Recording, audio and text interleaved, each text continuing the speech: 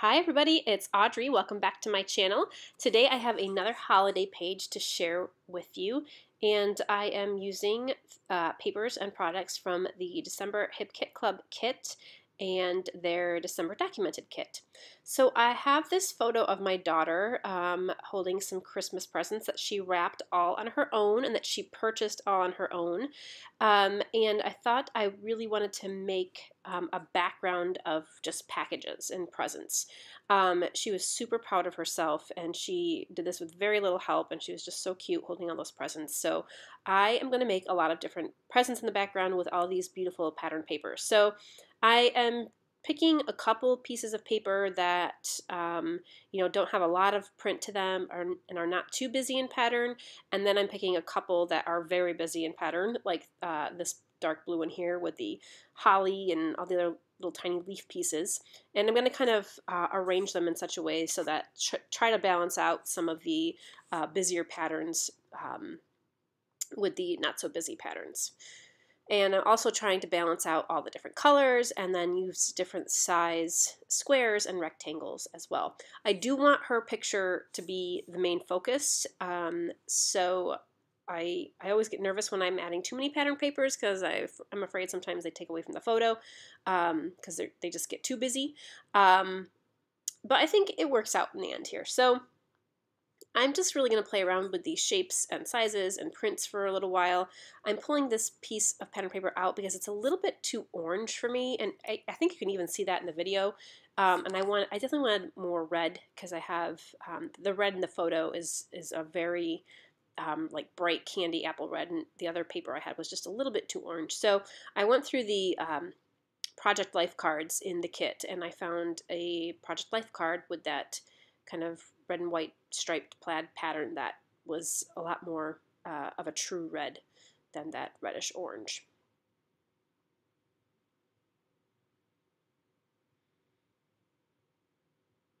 Okay, so I think I'm pretty happy with that. I'm kind of just going through the rest and seeing if I like anything else. I'm looking at these label stickers, thinking maybe I can throw a couple of those in there somewhere with a square design. And I'm also starting to think about my title, where I'm going to put that.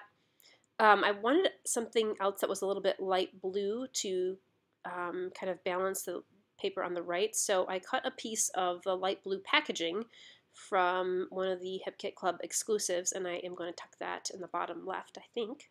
I do, but that's why I cut that piece of paper out.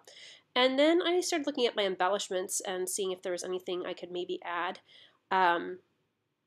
There are a few of these chipboard frames. I don't remember if these are the Hip Kit Club ones or the Pink Fresh Studio ones, but there's a set of each in the Hip Kit Clubs and these kits.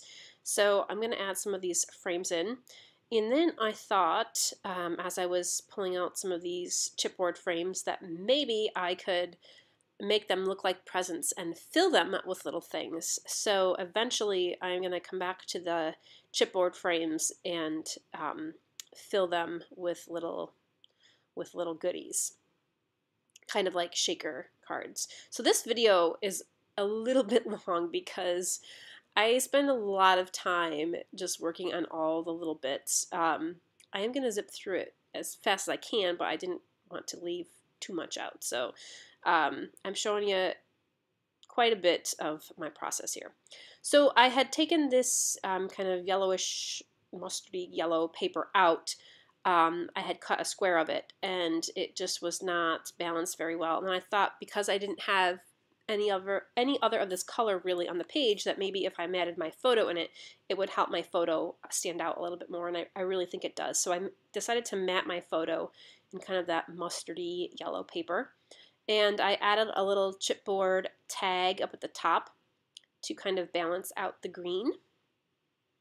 And obviously, because this is a page about presents, I'm searching through the die cuts for all the little present cuts. I don't use nearly all of these, but I'm just pulling them out so I have something to pull from when I start adding them to the page.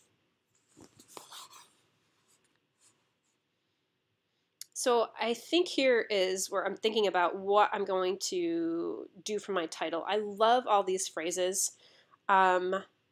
I thought perhaps going with one of the colorful words was going to work. So there's this word wonderful, but it was just too big for the top, I felt. So I'm going to pick something else that was a little bit smaller. I had an idea to kind of make the entire page look like a present by wrapping some twine around it, so I'll get to that in a little while. But I definitely wanted to have the title in the top right corner here. And, oh, here comes the twine. And I thought, okay, maybe I'll just make a little bow and wrap that around the top of the page, and that will be kind of my way of making it look like a present. So I've had this, what do you call it, a skein? No. Spool of red and white baker's twine forever. I love it. I got it on like one of those, I don't know, maybe like Peachy Cheap or one of those sites that has like the daily deals. And I got like 3 or 4 colors of twine on the big spools that I absolutely love, especially the red and white for Christmas time. So I'm going to go ahead and actually add my title. And this, I usually don't add my title at this stage in my process. I usually add my title as one of the very last things, but I think I wanted to have it there and put it up there so that I could see what it looked like in terms of balancing out all of the rest of the stuff below. But I'm pretty happy with the way that I have the rectangles layered on the bottom and how they're spaced out, and I still think that the photo pops off the background well as it is. So here is where my other light blue piece comes in. I wanted to balance that light blue, so I'm going to add this ho ho ho tag down here on the bottom left. So I don't do any mixed media on this page, and that's because I did have so much going on with the patterns already. I do a few splatters at the end, but I just didn't want to do too much because, like I said, it's kind of busy. So I'm going to start assembling this, and here's where I'm going to make my shaker cards. So I have a piece of acetate. I bought a box of overhead transparencies from like Staples or Office Max or someplace like that, and I've had them for a very long time. It's like a box of 100, and they are great for backing and making shaker pockets with. The back of the chipboard was adhesive already, so I just stuck it right to the back of the. I stuck the chipboard to the acetate, so I didn't have to add any extra adhesive. And then the red square, I decided I was going to make like a little journaling block. And then this other square I was going to fill with little goodies.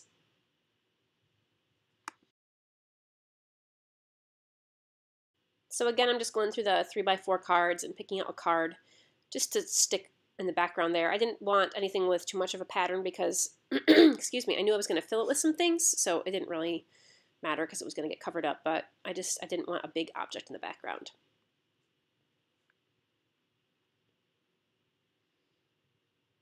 So after going through those 50 times, I picked this one, and I add glue to 3 sides so that I can leave the 4th side open so I can pour some things in it.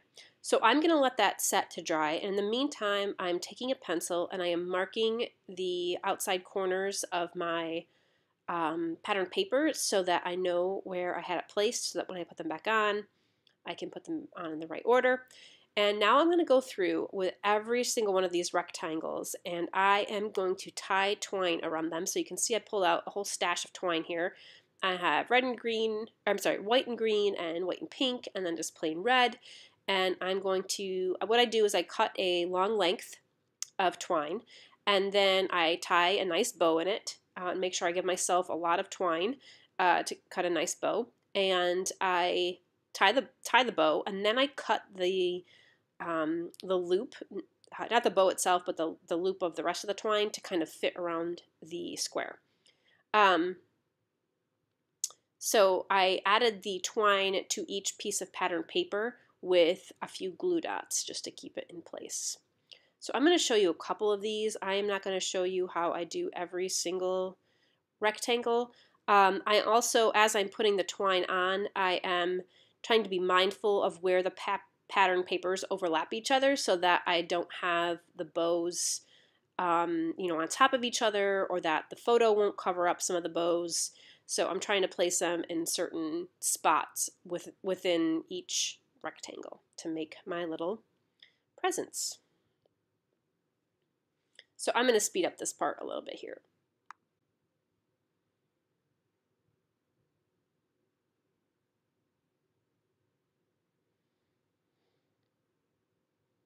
Okay, so I think you're getting the idea. And I'm also, as I'm putting the twine on, I'm also trying to, again, balance out the colors so that, you know, I don't have two of the same color twine next to each other. But the twine I use on each piece adds enough contrast that you can see it. So I spend a lot of time thinking about these little things. So I'm going to skip ahead to where I have wrapped them all with twine so you can see them all there. And I put them back where I had my pencil lines. And I didn't put this on video, but I went through and I erased my pencil lines once I had them placed back in their proper positions.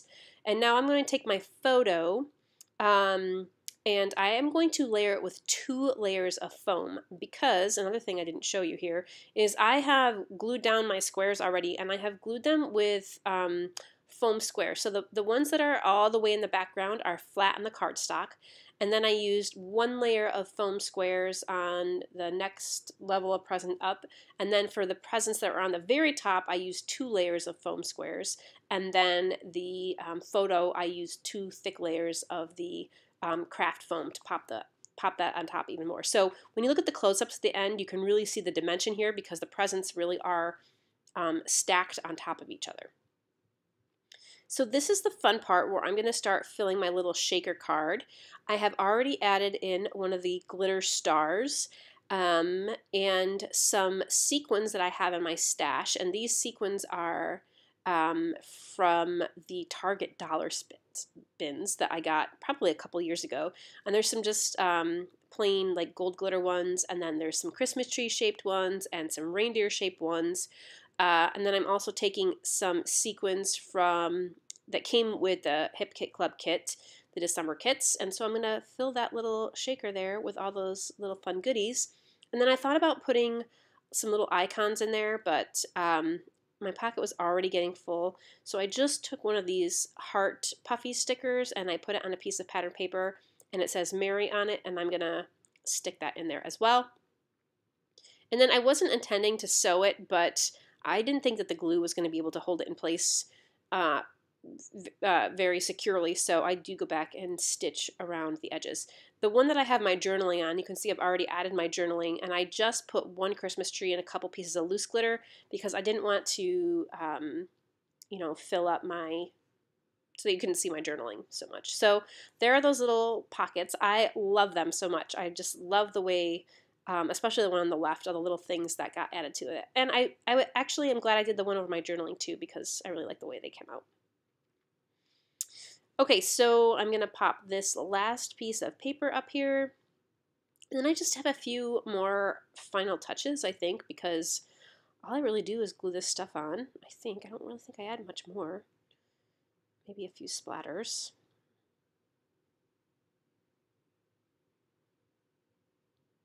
The final placement of my photo and all the other little bits are just a tiny bit different than what I originally had laid out, but I mean, for the most part, they're the same shape.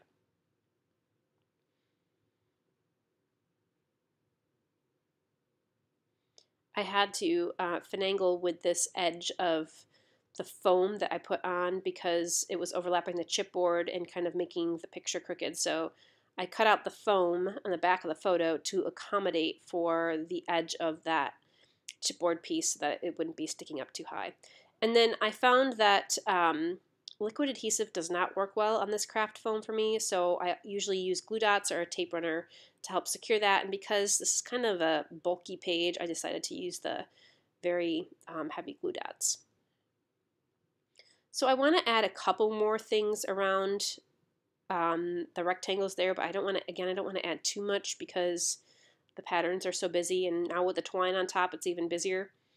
I found this one tag in, I think it's a Pebbles collection, that was from the Hip Kit Club kit, and it says no peeking until Christmas, and I had to add that in because it's just so perfect. I wanted to bring a little bit more red down the bottom left here, so I take some of those present die cuts that I pulled out earlier, and I'm going to add those over the Ho Ho Ho paper. I end up taking my twine off the one red package so that I can tie that no peeking sign on. I'm going to add the twine on the top just with some glue dots. And I guess I didn't stick these stickers down yet. I thought I did. And these actually adhere very well. I didn't do any mixed media in the background, so they stick right to the cardstock very well. I think if you do mixed media, you definitely have to add liquid glue to help those letters stay down. And I don't show this, but those loose ends of the twine I tuck under for now, but I go back afterwards when I'm finished with my page, and I actually just use some Scotch tape and tape those loose ends right to the back of the page. A couple more present die cuts. Let me tie this tag on now. I untied the bow that I made, and I don't know how I was able to tie such a teeny tiny bow back on, but I did. It's a little tough. And then I wanted to make sure that I wasn't covering up the other things.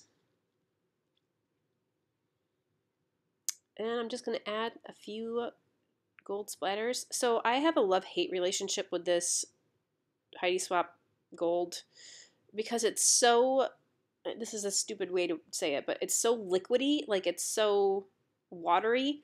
It's very hard to control the splatter, so I got two big blobs up there, which I was like, ugh, I didn't like the big blobs. I wanted the little splatters. But anyway, it is what it is, and here it is. So you can see all those layers stacked on top of each other. And I love how my little shaker card came out. It's super cute. So fun, and the journaling one too. You can see the stitching there that I did around the edges. And that is it. So thank you for sticking around for this super long video. I really appreciate it. And stay tuned for another video coming up at the end of this week. Thanks so much, and stay scrappy, friends. Bye.